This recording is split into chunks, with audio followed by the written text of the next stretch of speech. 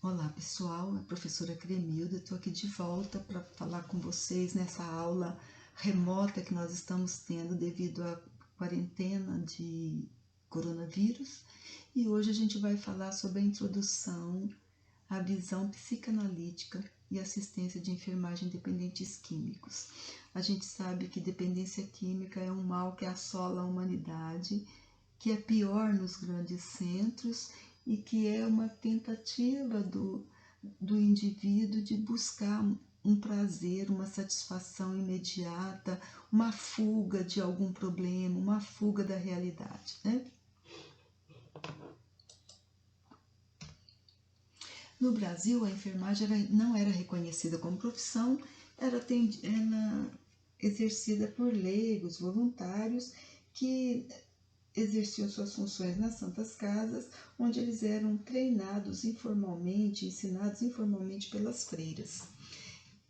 A gente lembra que em 1808, quando a família real chegou no Brasil, ela não queria ver os portadores de transtorno mental lá pelas ruas, que eles viviam pelas ruas, porque quem era rico se tratava em casa, lembram disso? E quem era pobre ficava nas ruas ou nas celas das santas casas, né? Que a história da psiquiatria no Brasil começa desse jeito, né?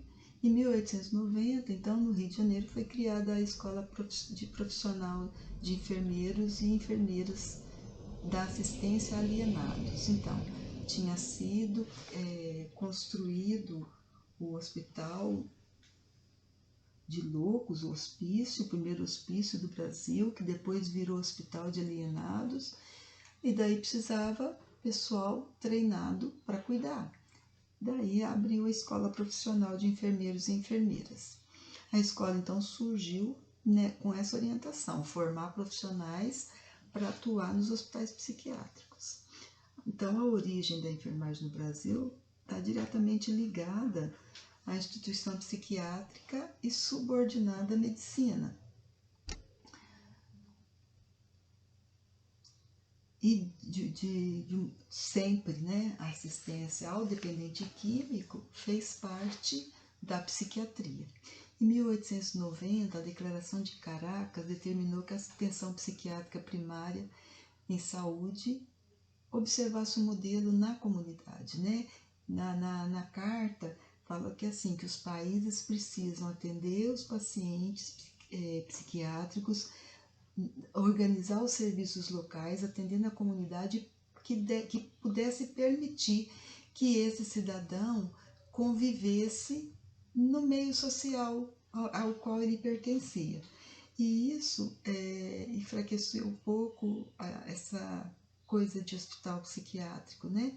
E a gente sabe que no Brasil isso melhorou mesmo, emplacou mesmo, assim, em 2002, quando o Ministério da Saúde criou os CAPs, né? Em 2002 foi a criação do CAPs de álcool e drogas, que a gente sabe que ele atende qualquer tipo de dependência, né? E a gente tem, além dele, o CAPS I, que atende criança e adolescente, e a gente tem o CAPS 1 e 2, que faz acolhimento diurno, e o CAPS 3, que faz acolhimento 24 horas. E o CAPS AD, que é o de álcool e droga, tem a missão, então, de organizar e articular essa atenção, essa assistência ao usuário dependente de forma ambulatorial, com hospital-dia, seguindo os preceitos de interdisciplinaridade e integralidade do SUS.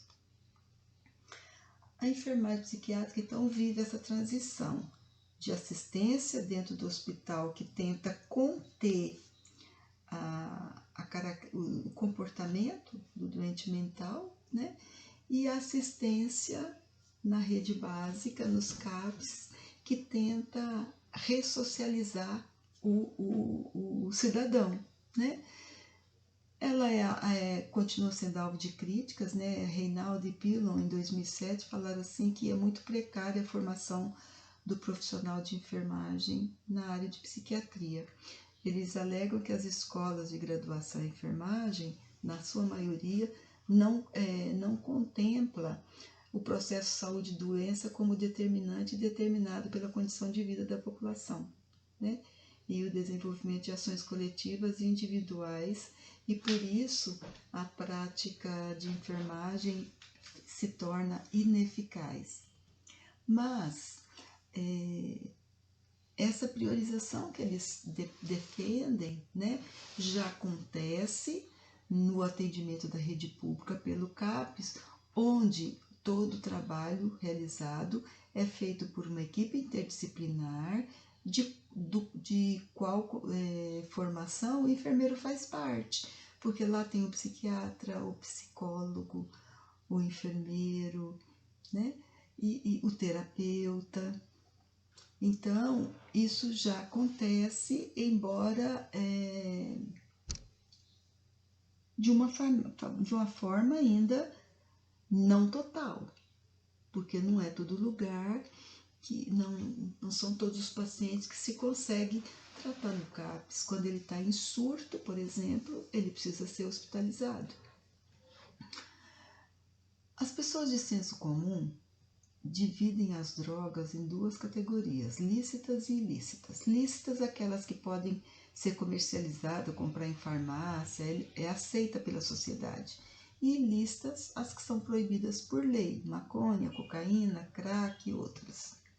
Mas para a Organização Mundial de Saúde, droga é qualquer substância natural ou sintética introduzida no organismo, que vai atuar no cérebro e vai mudar o funcionamento, alterar as sensações, o humor, a consciência, o estado emocional, as funções psíquicas e o comportamento do sujeito. Para a psicanálise, o consumo de drogas é alimentado pela ideia de buscar um paliativo, né? Uma busca imediata de prazer, uma fuga da realidade. E o consumo de drogas, então, surge daí, como se a droga levasse a pessoa para um lugar onde não existisse frustração, não existisse dor, não existisse angústia, né? Que é o que a gente viu na aula passada, que o indivíduo, mesmo não dependente de drogas, ele tem a parte do psique dele que ele se esconde atrás de fantasias.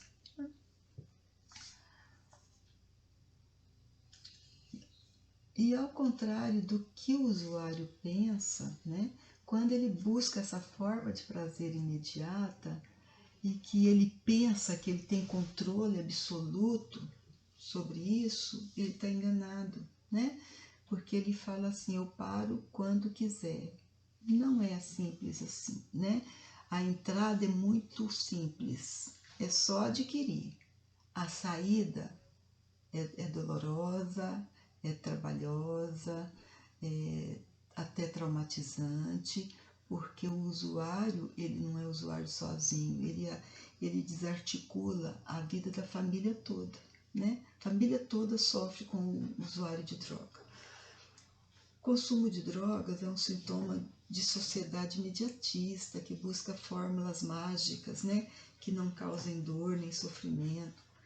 Então é o que eu falei, transporta o cara para um lugar cheio de fantasia, mas isso é resultado da imaturidade psíquica que a gente viu na aula passada. Já a medicina classifica a droga de acordo com a função da ação no cérebro, né? E o que ela modifica no sistema nervoso central. Então ela classifica como depressoras, estimulantes e aquelas que provocam alucinações. Aqui eu coloquei um quadro das características das drogas e dos sintomas que elas causam. Esse quadro eu xerocopiei do livro de vocês. Então ele mostra os tipos de drogas, as características, né, que acontecem e os sintomas que ela causa. Então as depressoras, quais são as drogas depressoras? Os benzodiazepínicos, os opiáceos, aquelas medicações indutoras de sono, a anestesia, né? Por quê? Porque ela age no sistema nervoso central e ela reduz esse funcionamento. A anestesia, por exemplo, é um medicamento, mas ela causa uma inconsciência controlada, né? E o sintoma é a sonolência. A anestesia, a pessoa dorme direto, mas os benzodiazepínicos, opiáceos, indutores do sono vão causar sonolência. Os estimulantes, cocaína, anfetamina, nicotina, crack, o álcool é um estimulante, gente. Eles aceleram o funcionamento do sistema nervoso. E aí eles causam como sintoma agitação, excitação, insônia, perda de peso, aumento de energia. E os alucinógenos ou as drogas perturbadoras, das quais a maconha faz parte. Ela distorce o funcionamento do cérebro, né? E aí ela causa alucinação, delírio, alteração na capacidade de discriminar medidas de tempo e espaço, a pessoa vê bicho, vê uma série de coisas. Mas além desses sintomas físicos, o consumo de álcool, o consumo de droga também provoca prejuízo psiquiátrico, social, familiar, afetivo e a capacidade produtiva e de trabalho. É um problema social que demanda uma assistência especializada, multidisciplinar e integral.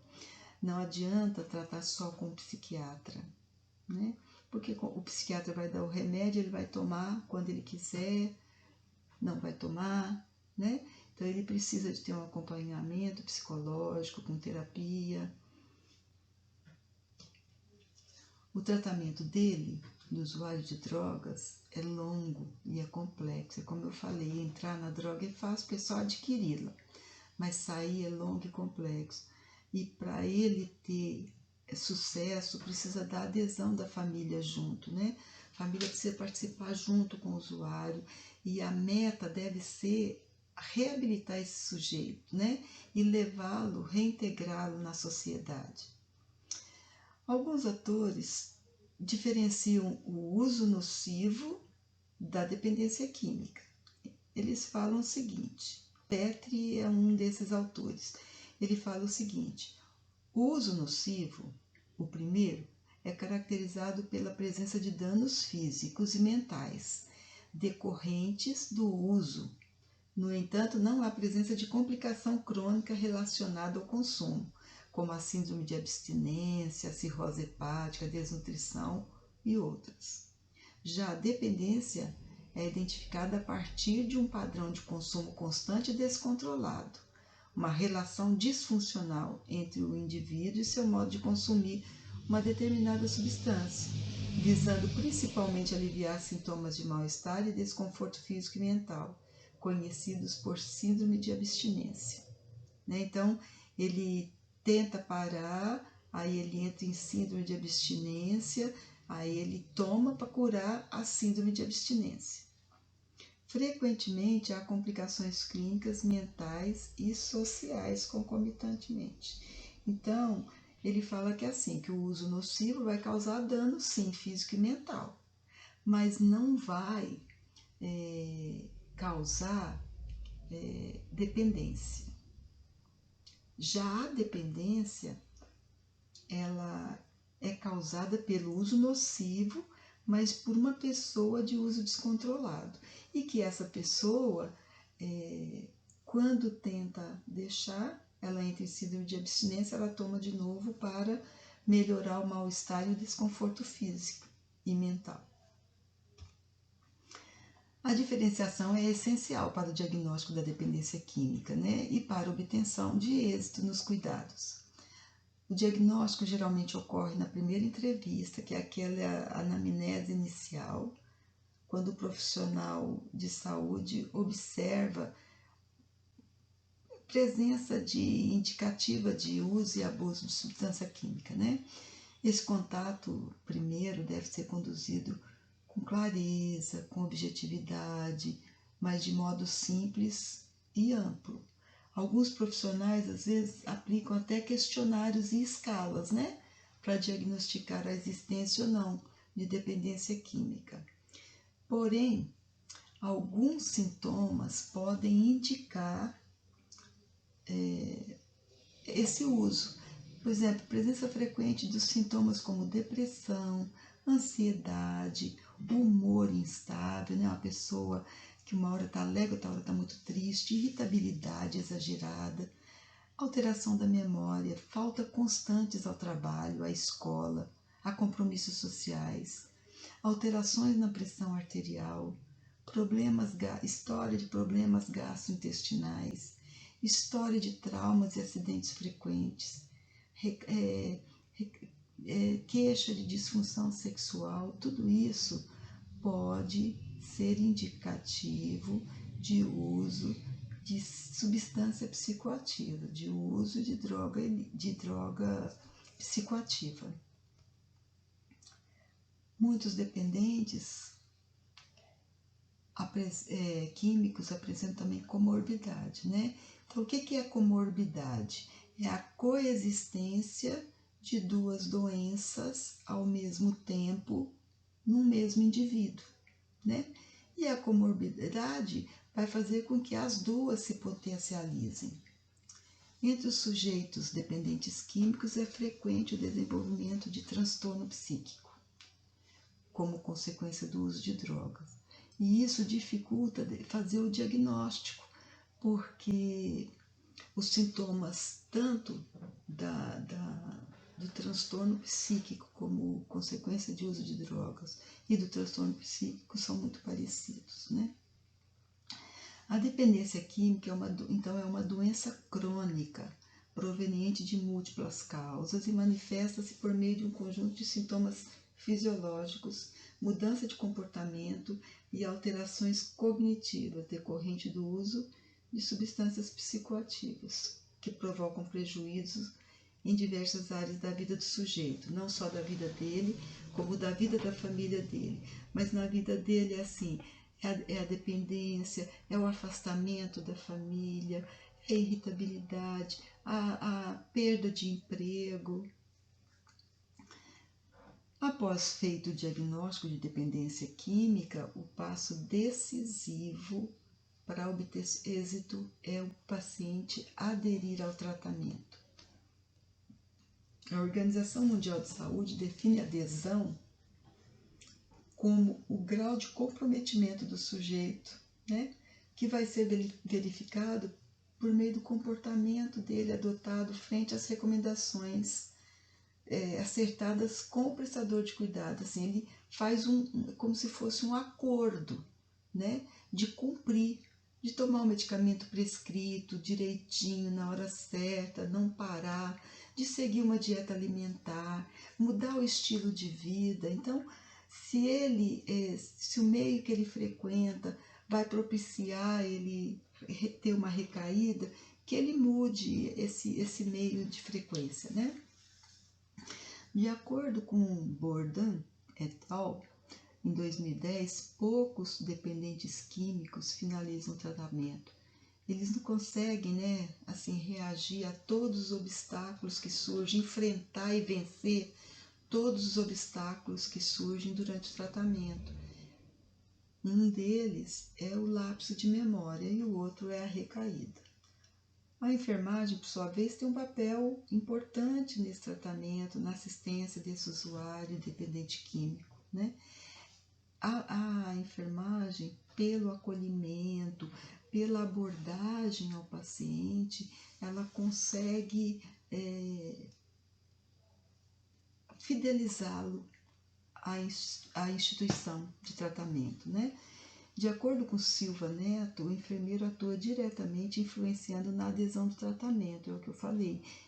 Se o dependente químico ele não tem autoestima, se alguém valorizá-lo, ele vai fidelizar essa pessoa, né? Além de realizar o planejamento das intervenções específicas por meio dos diagnósticos de enfermagem, contribuindo para a promoção, proteção, recuperação ou reabilitação desse usuário. Silva Neto continua justificando essa afirmação dele, dizendo: considerando que a sistematização da assistência de enfermagem, o SAI, possibilita a aplicação dos conhecimentos técnicos, levantamento dos problemas para tomada de decisão, registro e avaliação da assistência prestada, ele então é um instrumento facilitador ao cuidado do paciente com dependência química. A classificação dos resultados de enfermagem, NOC, que é Nursing Outcomes Classification, que é a classificação dos resultados, outcome é resultado, contém informações úteis às intervenções de enfermagem. Estes resultados mostram os indicadores do estado de saúde do paciente em um nível conceitual. Diante disso, ele diz, contribui para uma avaliação rápida, como em casos de emergências e avaliação de resultados da assistência, permitindo um confronto com informações subjetivas coletadas durante a entrevista e observação, para que o enfermeiro elabore um plano de ações e cuidados individualizado e de qualidade a esses clientes. Então, ele fala que a enfermagem tem um papel fundamental porque ela tem essa habilidade e esse instrumento de coleta de dados e esse método de avaliar o paciente e estabelecer intervenções para correção. Pesquisas mostram, porém, que os profissionais da enfermagem reconhecem que a formação acadêmica não privilegia o preparo para atendimento de dependente química.